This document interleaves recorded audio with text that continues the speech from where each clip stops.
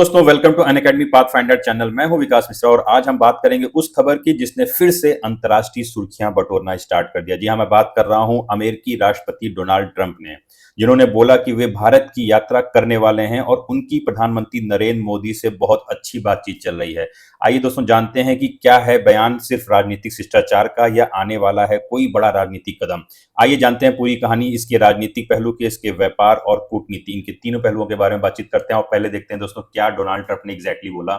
ये देखिए दोस्तों, ये टाइम्स ऑफ इंडिया की रिपोर्ट, इसमें उन्होंने बोला it could be yes. Donald Trump says may visit India next year calls PM Modi a great friend. और देखिए दोस्तों, हालांकि वो ये स्टेटमेंट कई बार दे चुके हैं कि Narendra Modi is a great friend, और इस तरीके का स्टेटमेंट किसी कई प्लेटफॉर्म में दे चुके हैं, बट उनका ये वाला statement it could be yes, जिसका मतलब उन्होंने पत्रकार से पूछा जब कि क्या आप भारत की यात्रा करेंगे, तो उन्होंने बोला इट कुड बी यस। और फिर जब पूछा गया कि आप कब करोगे, तो उन्होंने बोला कि नेक्स्ट ईयर पॉसिबिलिटी है कि वो नेक्स्ट ईयर जा सकते हैं। आइए दोस्तों जानते हैं कि क्या है इसके मायने और उन्होंने ऐसा क्यों बोला और उसके पीछे की क्या है हिस्टोरिकल बैकग्राउंड।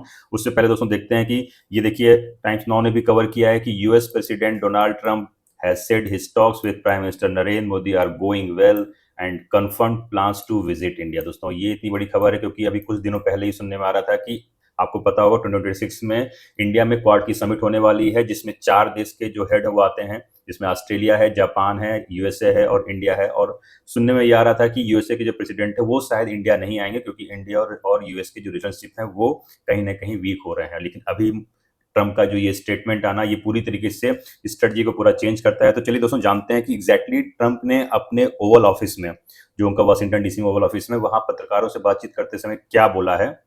देखिए उनकी जो लाइन थी वो ये थी कि speaking to reporter Oval Office Washington DC ने बोला कि Prime Minister Modi is a great man. He is my friend and we have been talking and he wants to me to come to India and I will. दोस्तों जब पत्रकार ने पूछा कि when the visit might take place, Trump smiled and said it could be yes and maybe next year. दोस्तों देखिए ये जो लाइन थी और इसी लाइन ने ही सबको कवर किया और पूरी न्यूज बन गई और ये हेडलाइन बन गई।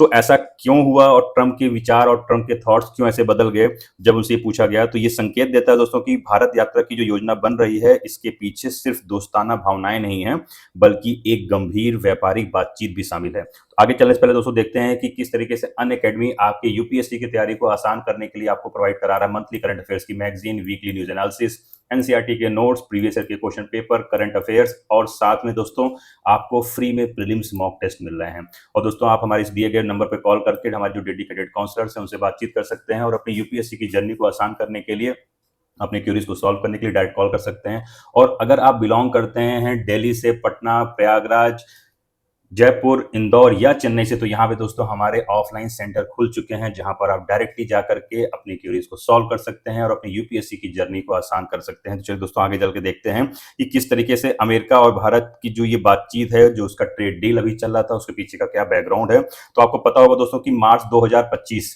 से ये बातचीत चल रही है, बायलैटरल ट्रेड एग्रीमेंट चल रहा है दोनों देशों के बीच, और अब तक 5 बार ऐसा हो चुका है कि बैठक हो चुकी है और लगभग अब सब कुछ फाइनलाइज होने वाला है। और अभी आपने सुना भी होगा कि व्हाइट हाउस की जो प्रेस सचिव है कैरोलिन लेविट ने भी एक बड़ा अच्छा स्टेटमेंट दिया है कि president Trump has a great respect for prime minister Modi, the two leaders are in regular touch and trade discussions are progressive very seriously.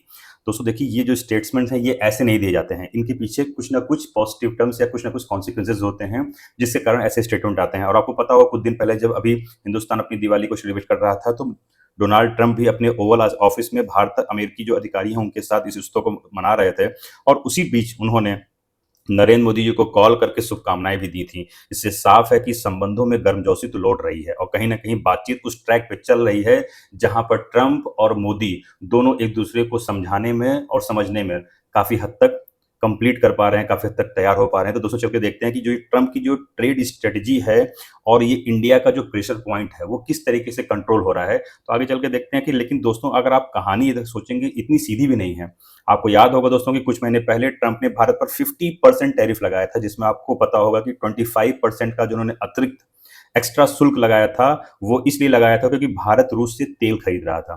और ट्रंप की नीति एकदम स्पष्ट है कि वो कहते हैं कि टैरिफ को नेशनल डिफेंस मानते हैं और इसको एक टूल्स की तरह यूज करते हैं। और वो कई प्लेटफॉर्म इस चीज को कह चुके हैं कि I ended 8 wars, 5 of them just by imposing tariff. और उसमें से दोस्तों एक बार ऐसा भी है जो हिंदुस्तान और पाकिस्तान के बीच हुआ था, जो भी टेंशन एस्केलेट हुआ था, जिसके बारे में ट्रंप अलग-अलग प्लेटफ़ॉर्म पर अलग-अलग स्टेटमेंट देते हैं। बट उनका कुछ कॉमन स्टेटमेंट जिसमें वो कई बार कह चुके हैं कि जब इंडिया और पाकिस्तान के बीच ये टेंशन चल रहा था, तो उन्होंने इंडिया के प्रधानमंत्री नरेंद्र मोदी जी को और पाकिस्तान के हेड को फ़ोन किया और बोला, देखिए आप युद्ध बंद करिए, अदरवाइज़ मैं आपके साथ ट्रेड नहीं करूँगा और आपके ऊपर काफ़ी भारी टैरिफ लगा दूँगा। और 24 आवर्स के अंदर I said I would put tariff on both and with in 24 hours ये युद्ध खत्म हो गया और ये शांत हो गया। देखिए दोस्तों, ये सुनने में तो काफ़ी हाइपोथेटिकल बात लगती है, लेकिन वो ट्रंप है, वो कुछ भी बोल सकते हैं और उनको सुर्खियां बटोरनी होती है। भले ही आपको दोस्तों ये लग रहा होगा बयान काफ़ी अतिशयोक्तिपूर्ण था, लेकिन ये दिखाता है कि जो ट्रंप की आर्थिक दबाव की नीति है, जिसको वो अपना पॉलिटिकल टूल्स मानते हैं और वो सोचते हैं कि इस तरीके से वो पूरे वर्ल्ड में अपने आप को एक प्रभाव बना पाएंगे कि हाँ, एक बिजनेस ही है जिसके कारण सारी चीज़ें कंट्रोल की जा सकती हैं। हालाँकि वो कई यहाँ पे आपने देखा होगा कि चाहे फिर वो यूक्रेन और रशिया का वार हो, फिर चाहे उन्होंने गाज़ा में जो किया है, कहीं भी उन्होंने ऐसा कोई सफलता प्राप्त नहीं की। हाँ, इंडिया-पाकिस्तान का खुद का बायलैटरल है, डायलॉग है, लेकिन वो बीच में आकर कूद गया और उन्होंने अपने आप को कई बार बता रखा है। हालाँकि वो एक अलग मुद्दा है। तो चलिए दोस्तों आगे चल के देखते हैं कि रूस तेल विवाद और क्या है और भारत की इस पे प्रतिक्रिया क्या है। आपको पता होगा ट्रंप साहब बोलते तो बहुत ज़्यादा हैं। उन्होंने कुछ दिन पहले एक और स्टेटमेंट दिया था कि ट्रंप ने हाल ही में कहा था कि मोदी ने उन्हें आश्वासन दिया है कि भारत रूस से तेल की खरीद कम कर देगा। जैसे ही उन्होंने इस चीज़ को बोला कि reduce its oil imports from Russia, तो तुरंत उसके बाद हमारी जो मिनिस्ट्री ऑफ एक्सटर्नल अफेयर्स है, उन्होंने क्लेरिफाई किया कि हमारी ऊर्जा नीति पूरी तरीके से राष्ट्रीय हितों पर आधारित है। भारत का उद्देश्य उपभोक्ता को सस्ती और सुरक्षित ऊर्जा उपलब्ध कराना है। यानी भारत यह स्पष्ट संदेश दे रहा है दोस्तों कि हम अमेरिका या किसी तीसरे देश के दबाव में निर्णय नहीं लेते हैं, हम सोवरेन कंट्री हैं। हमारे इंटरनल और एक्सटर्नल जो डिसीजन होते हैं, वो हम खुद लेते हैं, किसी दूसरे या तीसरे देश के कहने पर नहीं लेते हैं, ना उनके दबाव पर लेते हैं। चलिए तो थोड़ा-सा हम जान लेते हैं कि ये मोदी और ट्रंप का जो इक्वेशन है और इसके बीच की जो पुरानी केमिस्ट्री वो क्या रही है।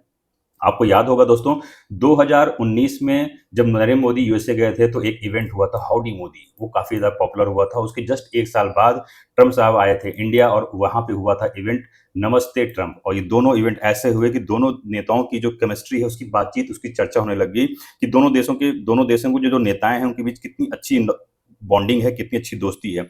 लेकिन हुआ क्या ऐसा उसके बाद, जब दोनों देशों की स्थिति एकदम अलग हो चुकी है। आपको पता होगा दोस्तों कि कुछ दिन पहले भारत ने G20 प्रेसिडेंसी के बाद एक उभरती वैश्विक शक्ति के रूप में स्थापित किया अपने आप को।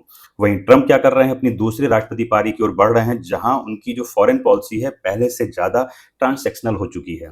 ऐसे में उनकी अगर भारत यात्रा जो होगी, तो ये सिंबॉलिक नहीं होगी बल्कि स्ट्रेटेजिक रीबैलेंसिंग का संकेत भी हो सकती है दोस्तों।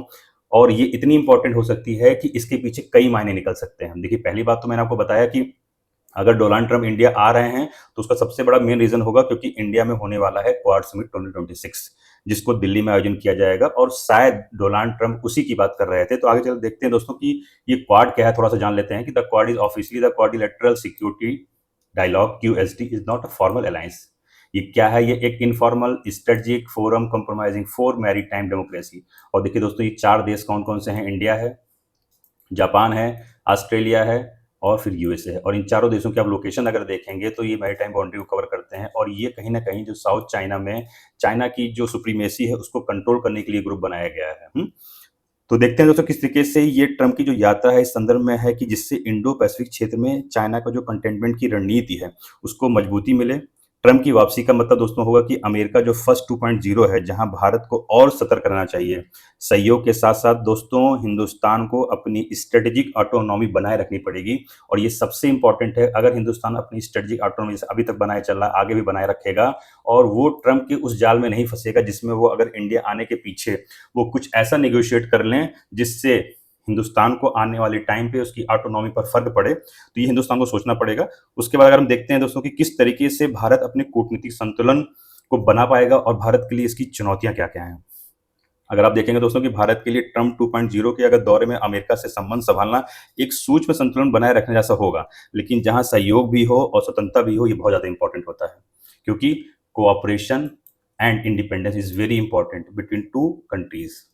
अमेरिका चाहता है कि भारत उसके साथ सैन्य और व्यापारिक साझेदारी को और गहरा करे, लेकिन दोस्तों भारत का लक्ष्य है कि उसकी जो विदेश नीति है, अब वो मल्टी अलाइन्ड हो। Multi aligned in the sense कि भारत चाहता है कि वो रसिया के साथ भी संबंध बनाए रखे, वेस्ट एशियन कंट्री के साथ बनाए रखे और जो ग्लोबल साउथ की कंट्रियाँ हैं, उनके साथ भी अपने संबंध इक्वली बनाकर रखे और मेंटेन रखे। अगर मैं सीधे शब्दों में कहूँ दोस्तों कि भारत को एक रणनीतिक पुल राष्ट्र अगर बोला जाए कि जहाँ पर वो स्ट्रेटेजिक ब्रिज ब्रिज नेशन की भूमिका निभाना होगा, जो व्यावहारिक भी हो, लचीला भी हो और आत्मनिर्भर भी हो, सेल्फ रिलायंट भी हो। ये बहुत ही इंपॉर्टेंट है आज के इस अनबैलेंस्ड जो इस तरीके से पॉलिसियां चल रही हैं और जिस तरह की इकोनॉमी चल रही है। तो आखिरी में कहूंगा दोस्तों की ट्रम्प का जो इंडिया विजिट बयान भले ही बड़ा छोटा है, लेकिन इसके पीछे ग्लोबल सिग्नल्स बड़े हैं। अगर ये यात्रा होती है तो ये ना केवल इंडो यूएस संबंध में नई ऊर्जा लाएगी, बल्कि आने वाले दशक में एशिया पैसिफिक की शक्ति संतुलन पर गहरा प्रभाव भी डालेगी। तो कैसे लगी आपको हमारी वीडियो, कमेंट करके जरूर बताइएगा। तब तक के लिए